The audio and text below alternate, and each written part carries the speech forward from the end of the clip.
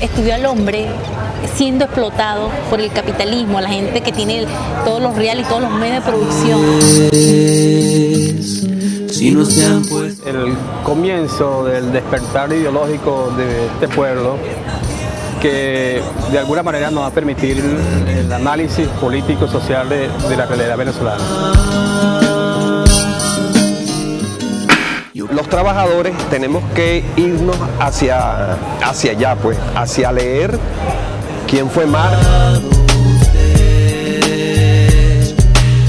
Que realmente le sembremos esa semilla para poder multiplicar realmente los pensamientos originarios que plantea Marx.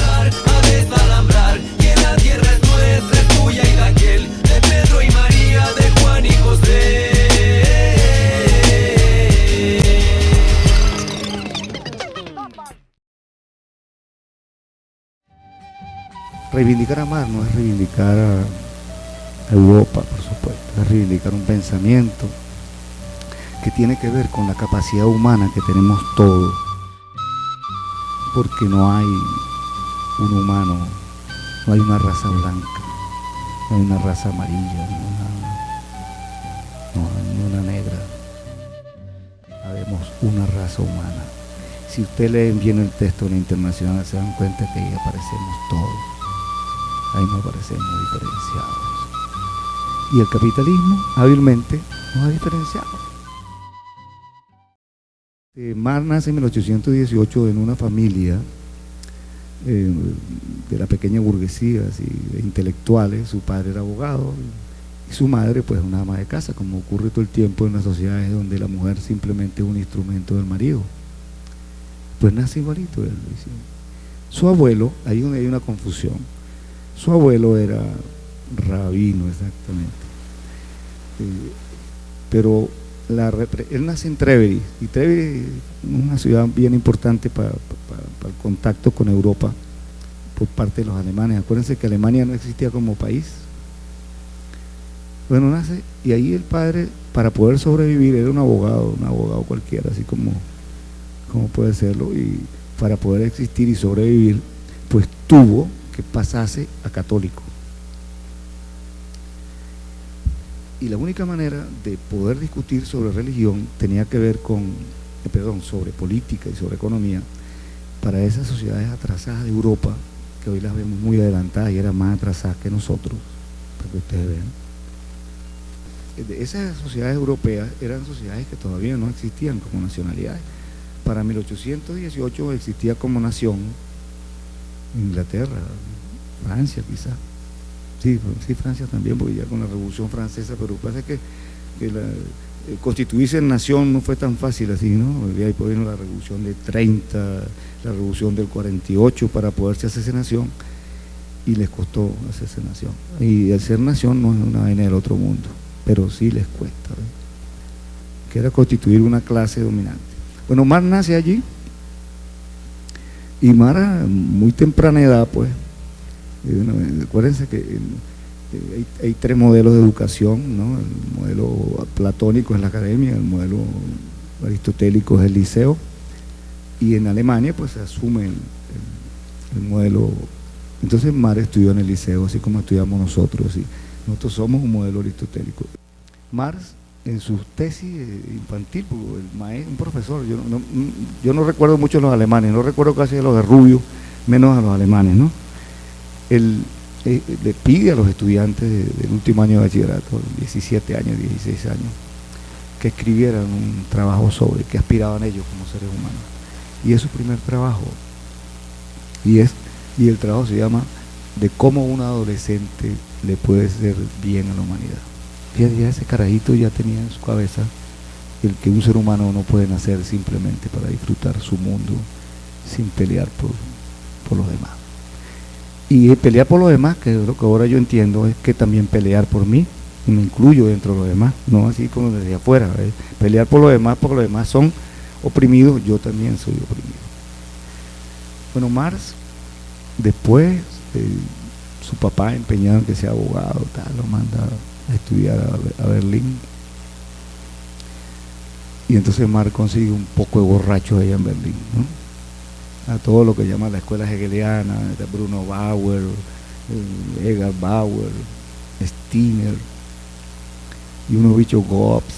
Esos eran parranderos porque esa vaina, la sociedad, como era tan represiva, pues los muchachos tenían que hacer sus manifestaciones en farras, como llaman. El borracho pues se volvía una vaina y buenizaban unos pendejos, ¿no? Y Marx, esa es otra cosa que quiero aclararles, ¿no? Marx nunca le gustó la parranda, se echó 3 peas y parece que la vaina le cayó mal y no quiso beber más, ¿no? Antes de irse de allí, de Treveris, se enamora de la mujer más linda que había en Alemania, quizás, o en Treveris, que la gente tampoco la recuerda, aprovechando que mañana es el Día de la Madre, ¿no? La mujer era hija de un varón, pues así como era varón Humboldt, era hija de un varón. Y el varón no quería a Marx. Era esos alemanes raros, ¿no? Que lo llamaban el moro. Y Marx era un poco así medio de color. Y entonces el papá de Marx, ¿no? De Jenny von Westphalen, era la mujer más linda y tenía, tenía 4 años más que él. Y entonces lo mandan a estudiar allá. Fíjense ustedes, ese muchacho lo mandan a estudiar y comienza a incorporarse, siendo el más joven, a grupos de intelectuales que eran mucho mayores que él. Y entonces dentro de esos estaba un señor llamado Arnold Ruch, con el cual se publican los anales franco-alemanes. Era un tipo mayor, bastante mayor que Marx. Pero llegó un momento en que Marx, no soportaban a Marx, pues era un pensador de esos profundo de niño, no sé. Pero uno se da cuenta es que si nos hacemos preguntas, tenemos que buscar cómo respondernos. Y una de las grandes preguntas en este libro, que es del año 43, 1843, antes de graduarse de abogado y tal, ya Marx se había dado cuenta de la importancia que tenía para la humanidad el aparecimiento de una clase llamada la clase obrera. El evento de hoy es importante tomar en cuenta, reivindicar lo que es realmente la movilización Consejo Obrero. Cuando Marx planteó en lo que es el capital, la estructura que debemos desmontar, que es el explotar el hombre.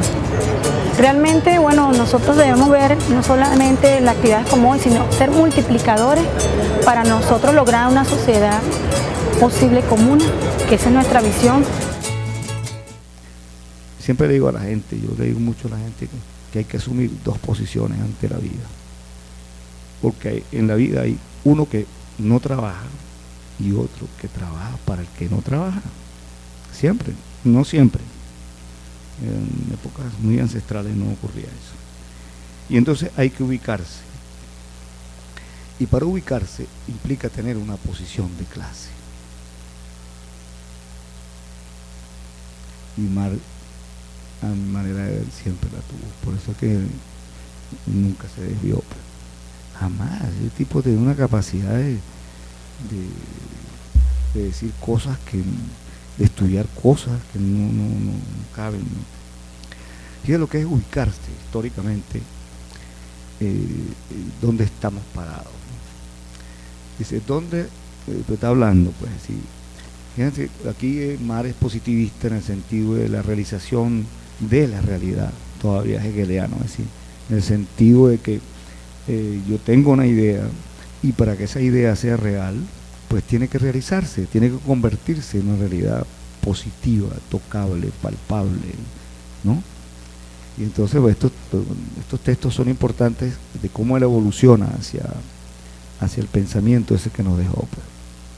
Y entonces él se hace una pregunta, ¿no? ¿Dónde estará la clase? ¿Qué nos pasa en Alemania? ¿Por qué somos tan brutos? Porque Marx decía que los alemanes eran brutos, mientras los franceses eran buenos filósofos, buenos sociólogos.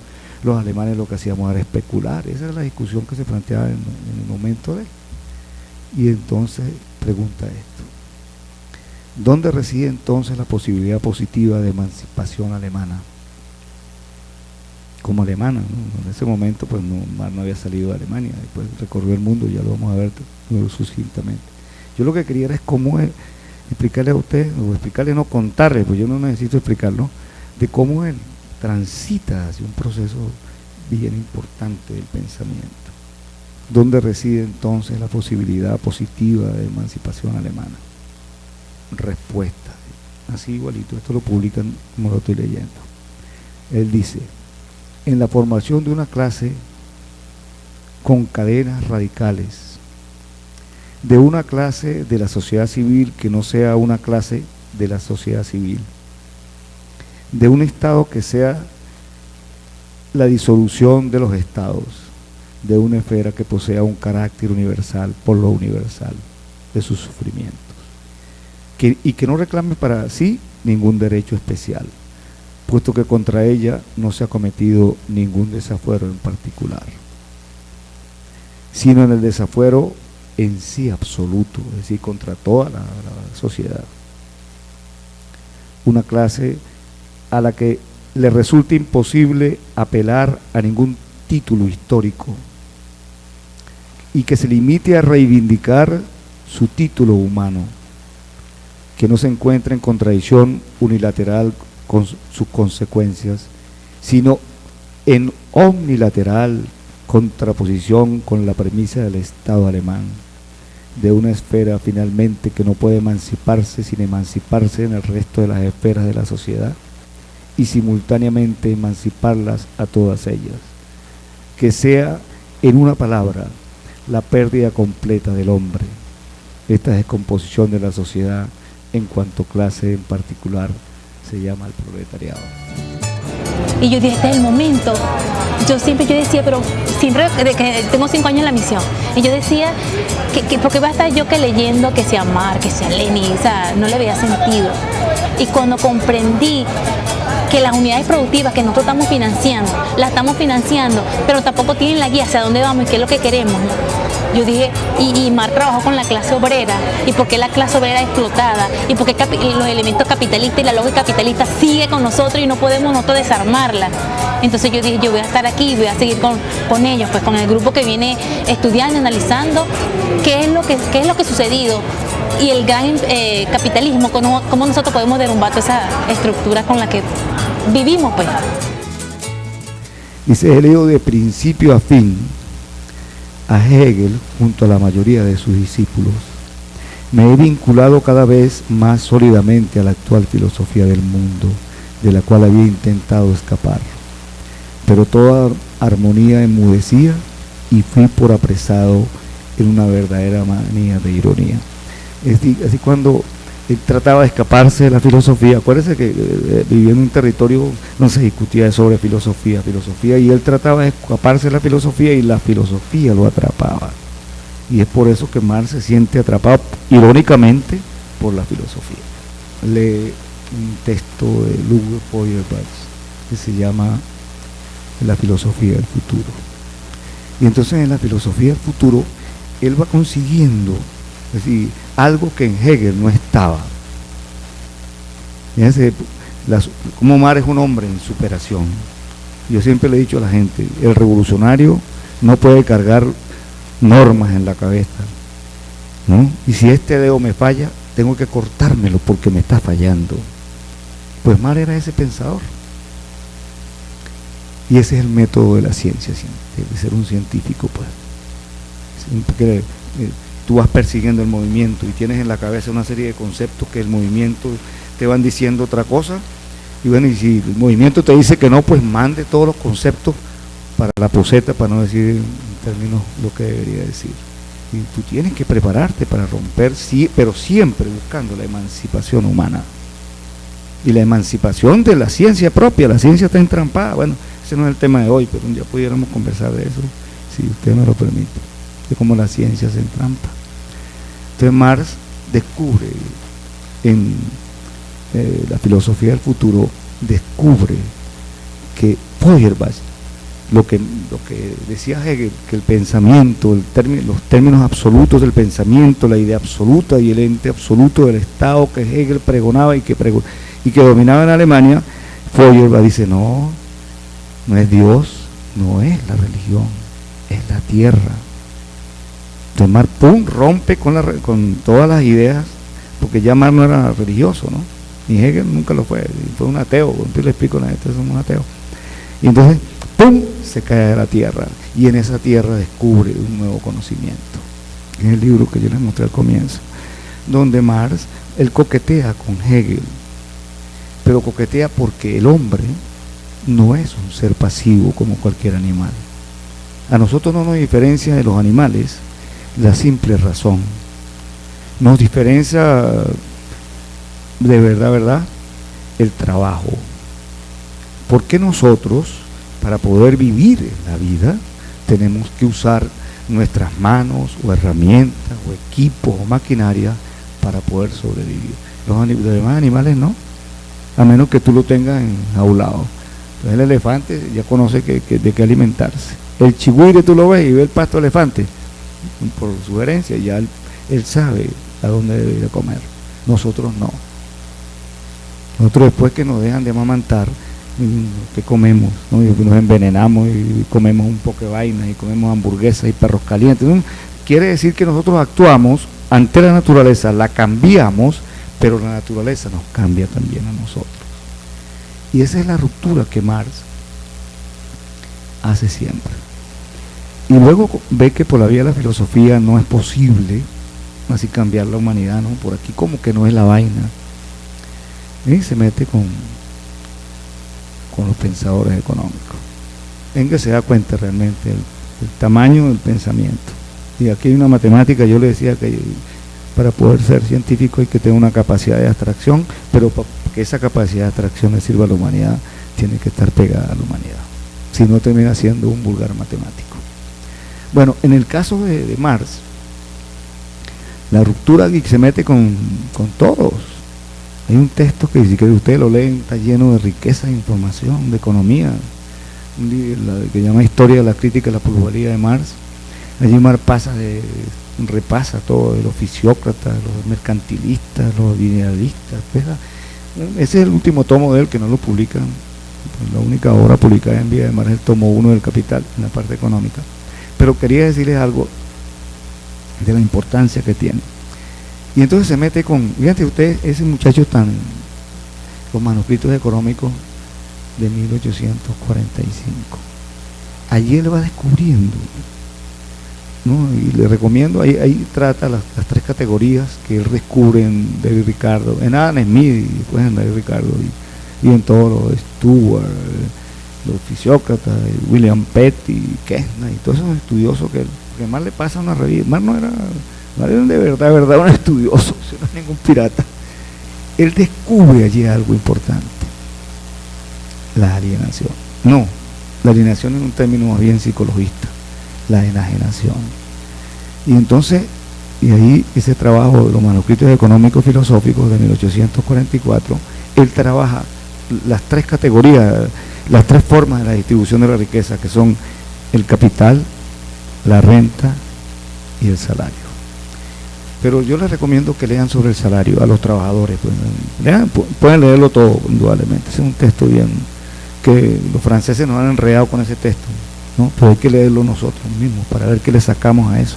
Se llaman los manuscritos económicos filosóficos, que son unos borradores de una propuesta, de un trabajo que él se planteaba hacer para poder comer, que se llamaba, voy a ver si me acuerdo, se llamaba, no, Introducción a la Crítica de Economía Política, no se llamaban los manuscritos, se publican como los manuscritos, pero tenía que ver más con la crítica a la economía.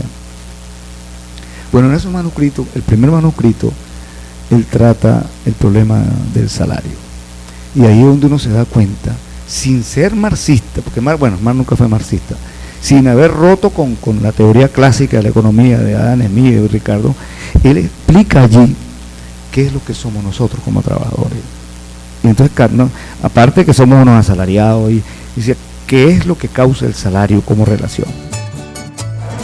Vimos que necesitamos reivindicar la memoria de Carlos Marx, producto de las deformaciones que se han venido generando en el mundo, y queremos reivindicar su memoria, su legado, sus enseñanzas, de todo su sacrificio que hizo durante casi alrededor de 48 años, dedicado a la humanidad, dedicado a los trabajadores, al movimiento campesino, al movimiento estudiantil, y es hora de colocar el rostro de mar científicamente en el proceso que actualmente atravesamos en la República Bolivariana de Venezuela.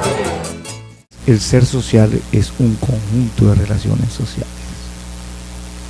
Y entonces se mete con el tema del individuo. Es verdad, nosotros como individuos no existimos.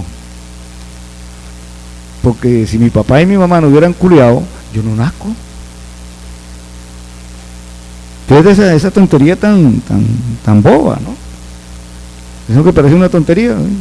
Y entonces y nos empezamos a relacionar y entonces bueno, ahorita se descubren cosas que no, bueno, entonces vemos como un niño que está en el vientre de la madre ya casi lee el pensamiento, ya el tipo sabe, y cuando ve a la mamá, y fíjate, ahorita la medicina ha cambiado, en los tetras y toda esa vaina han cambiado los métodos, porque es que el carajito antes lo jodían, ¿no?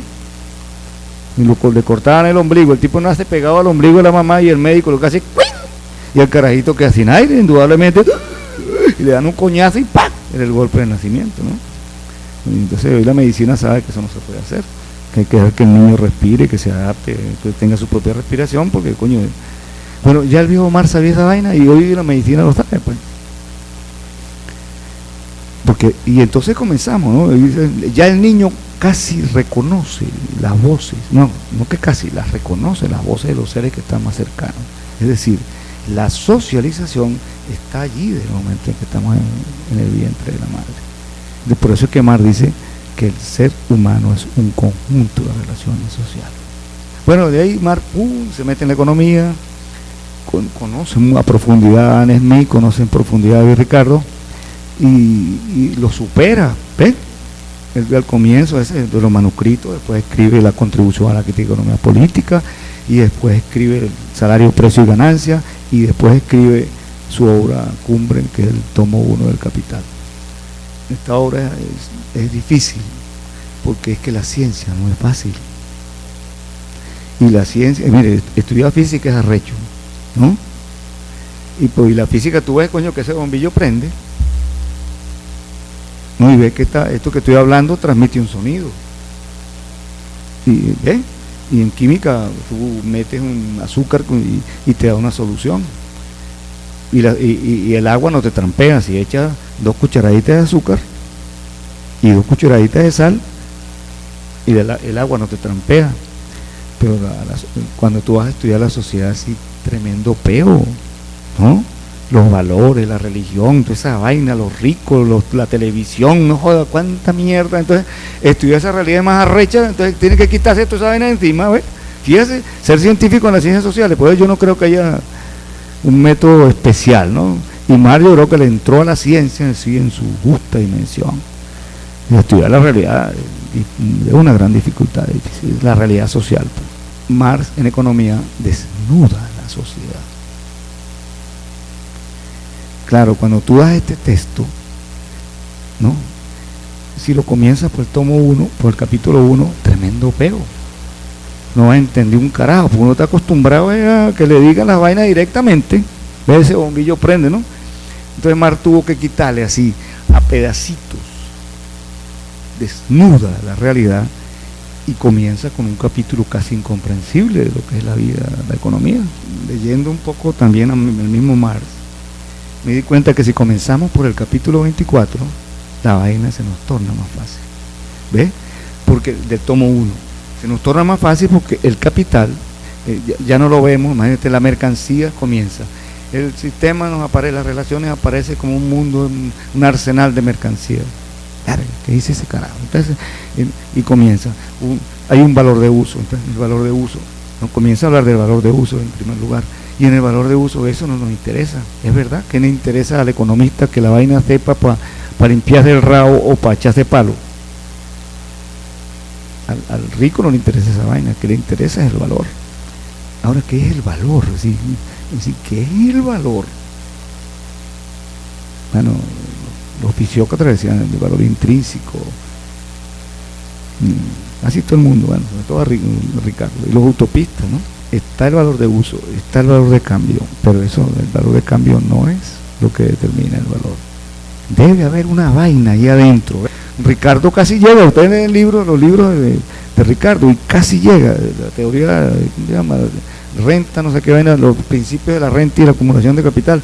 Entonces tú casi ves que Ricardo casi llega y Ricardo no llega, y acuérdense lo que les dije al comienzo, no llega porque era un burgués. En cambio Omar dice, no, pinga, si me pongo del lado del trabajo, sí.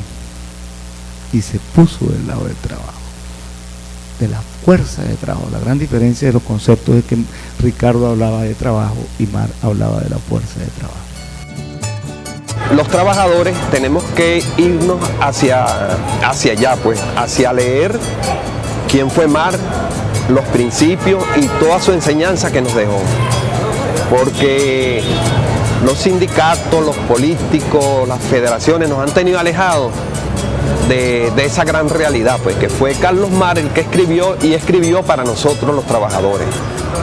Nos han metido, como quien dice, la coa de que no entendemos los escritos de Mar, y cómo no, hoy José Bonilla nos explicaba tan hermosamente esa forma que él tiene, puede explicar quién fue Carlos Mar y sus escritos. Y la BBC de Londres hizo una encuesta a través de internet de cuál era el tipo que tenía más capacidad de conocimiento en su cerebro. Oigan eso. Y Mar quedó de primerito. Y el segundo le quedó así como si fuese yo, pues. ¿Entiendes? Una vaina así, pues. Entonces la burguesía reconoce en Marx. En el cementerio allá de Londres, en Heidegger, Marx tiene una estatua, pues, hecho por la burguesía.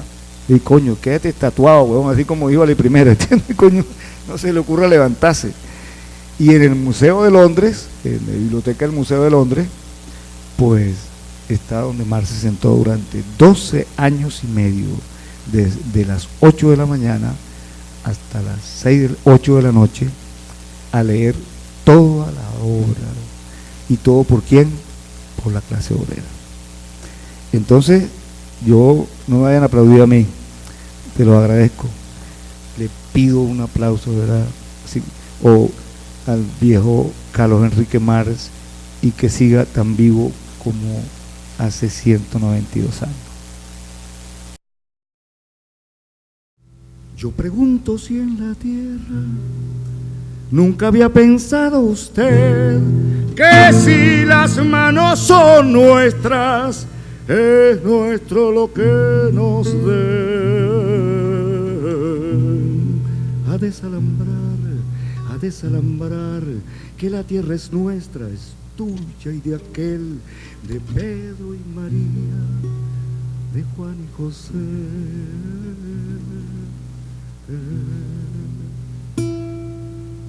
Si molesto con mi canto a alguien que no quiera oír, le aseguro que es un gringo, un dueño de este país.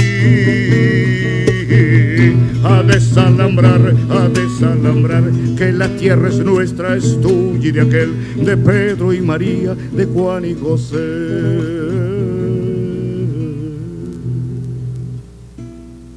Yo pregunto a los presentes si no se han puesto a pensar que la tierra es de todos, por eso la internacional, y no del que tenga más.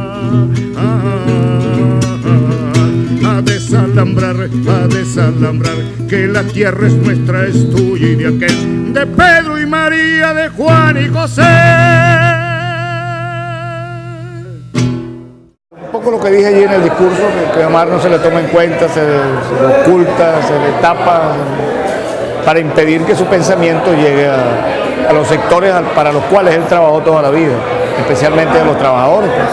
Y entonces Omar es así como una momia académica que se discute entre los académicos si sirve o no sirve, pero nunca pues, se ha planteado llegar a Marx, o llevar a Marx más bien hacia los trabajadores, que los trabajadores reconozcan en Marx uno de los pensadores que siempre estuvo haciendo el esfuerzo por demostrar la verdad y la importancia de los trabajadores en la transformación de la humanidad, porque no es la transformación solamente del capitalismo, así que cambiar la sociedad no, sino la importancia que tiene para la humanidad que los trabajadores, todos nosotros, nos independicemos de las relaciones que el capitalismo nos impone.